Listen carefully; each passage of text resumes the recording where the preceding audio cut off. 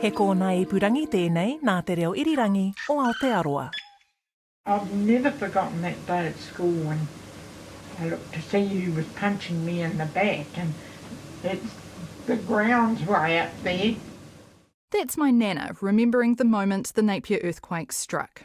It just felt as though someone had punched me right in the small of the back there, and I was looking around to see who'd done it.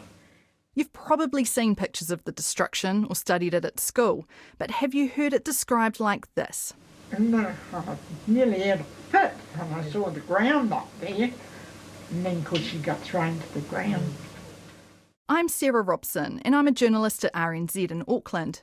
And my dad's mum, Isobel, my nana, was 14 and a half when the quake hit on February the 3rd, 1931.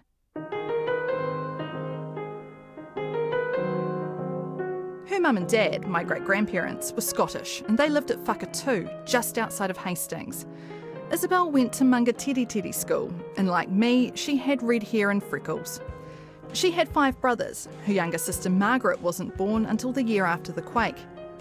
In 1998, when I was almost 10, I had some questions to ask her about New Zealand's deadliest natural disaster. It was the first and really the only time I talked to her about the Napier earthquake. I was in Mrs. Cole's class at Lytton Street School in Fielding. Each week, we had to do a 2-page homework project and we were allowed to pick the topic.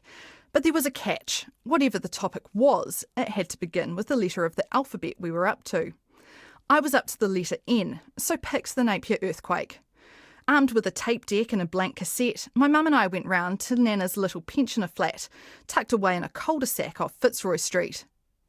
My Nana was sitting in her big, comfy armchair with a good view of the TV, and I was on the other one. Mum had a seat at the kitchen table in the corner.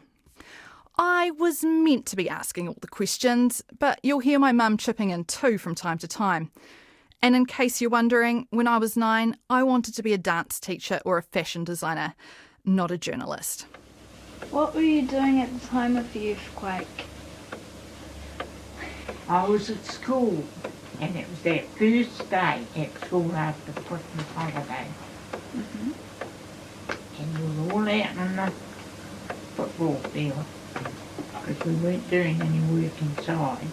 Lucky. Yes, we were. And just happened there and then. It felt like someone had punched Isobel in the back. She turned around expecting to see a schoolyard bully.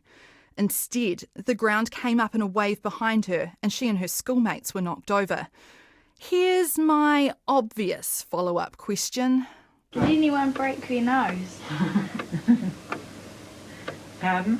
Did anyone break their nose? No, there was nobody hurt at school. That's lucky. Isobel heard the earthquake coming. It sounded just like thunder, but she had no idea what it was. Was it scary? It was scary, all right, because we didn't realise what was going on.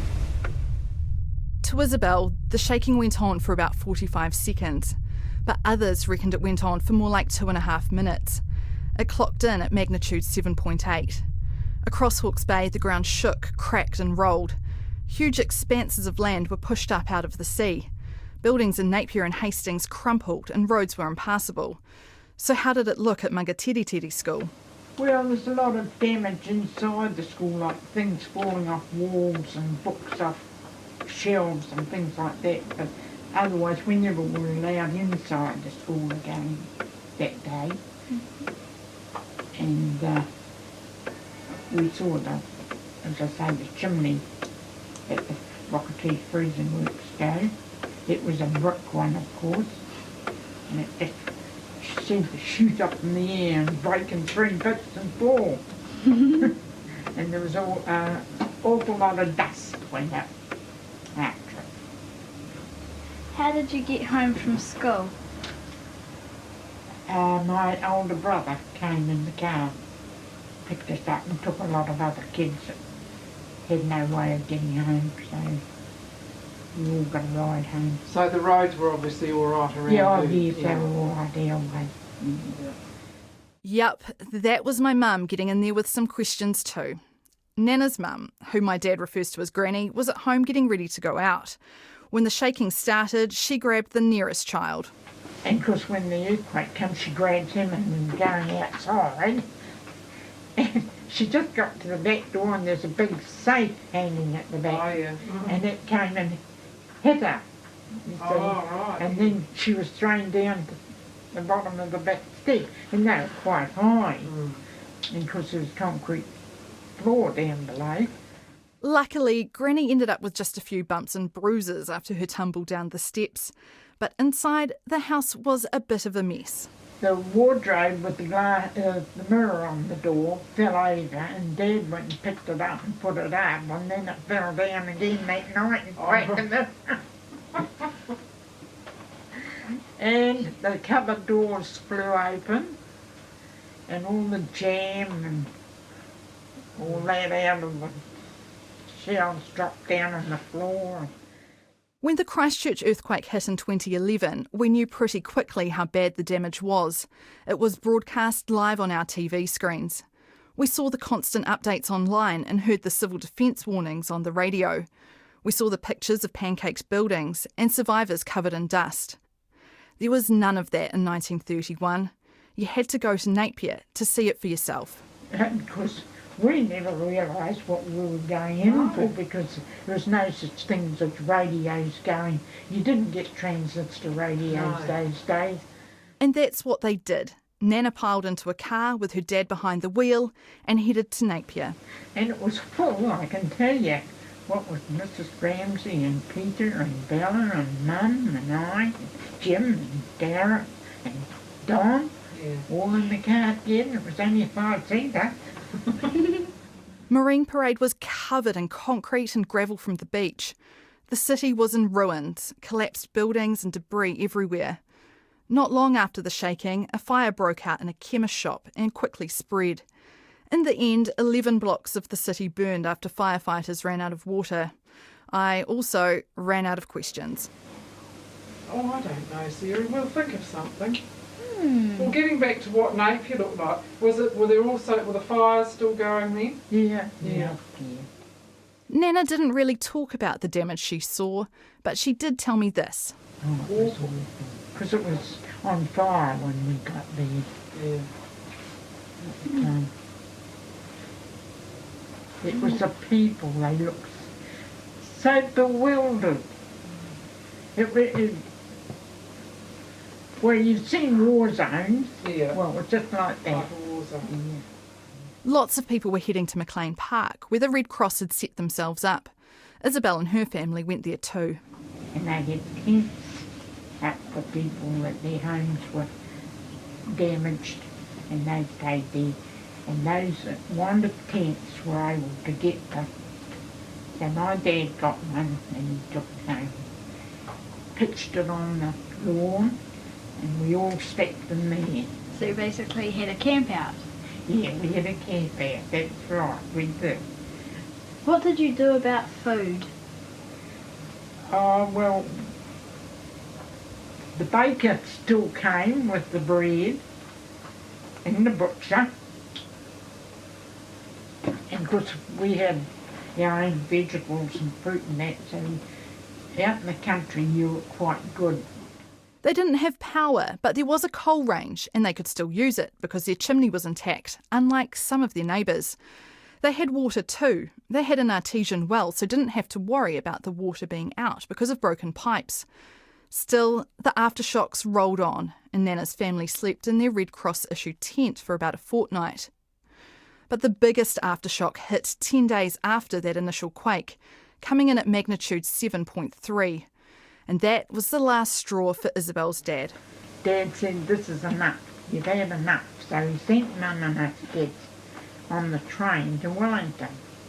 And the Red Cross took over, Right. you see.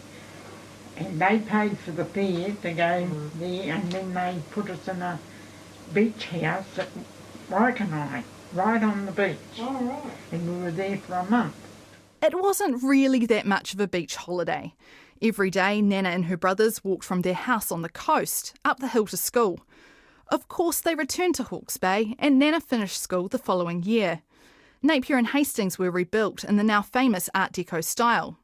You might have noticed that there aren't really any high-rises in Napier. That's because they put a limit on how high the buildings could be rebuilt to prevent a repeat of February the 3rd. In the meantime, though, I had some homework to finish. Well, I think you've probably got enough there, Sarah. You better say thank you. Thank you, Nana. Oh, that's been a pleasure, Sarah. Now I will get, I don't know. We better turn it off. Just push stop, man. Nana married my grandfather Eric in 1938. Their first child, a boy, was born later that year. They had 2 more kids, a girl, and a few years later another boy. That was my dad, the baby of the family. They moved to Manawatu before my dad started school, and they shifted around a fair bit. Rangawahia, Kiwatia, Waituna West, Colleton. When a house came up in Fielding in the 1960s, they moved there. It was just a few years later, though, that Nana found herself a widow. Nana's dressmaking skills were sought after, and when my sisters and I came along, she made us beautiful dresses and cardigans. She could also crochet, hats, scarves and blankets. I still remember sitting there as she tried, and failed, to teach me how to do it. When my sisters and I went round to her flat, we played shops with all her little trinkets and her jar full of old coins. Nana died in 2007, just a couple of months shy of her 91st birthday. Mum put the cassette tape with my interview in a safe place after the funeral. After the Kaikoura quake in 2016, I began wondering where it was and whether it would have another life. Mum found it, and here we are. And if you were wondering how that school project went, I spent ages illustrating my 2-page spread in my 1B5 exercise book. I coloured in headings with cracks through them and drew a border that looked like an earthquake on a seismograph. And I was pretty sure with my interview with Nana, I was onto a winner. I got a B-. This episode of Eyewitness was produced by me, Sarah Robson. The engineer was Jeremy Ansell, and Tim Watkin is the executive producer. You can subscribe to Eyewitness at Stitcher, Spotify, Radio Public, Podbean and Apple Podcasts, or at rnz.co.nz/eyewitness. While you're on Apple, please click on the rating and review tag and give us a rating. That way more people hear about us. And if you've got stories you want us to tell, please email us at eyewitness@rnz.co.nz. And if you like Eyewitness, you need to listen to RNZ's Black Sheep, all about the shady, controversial and downright villainous characters of New Zealand history.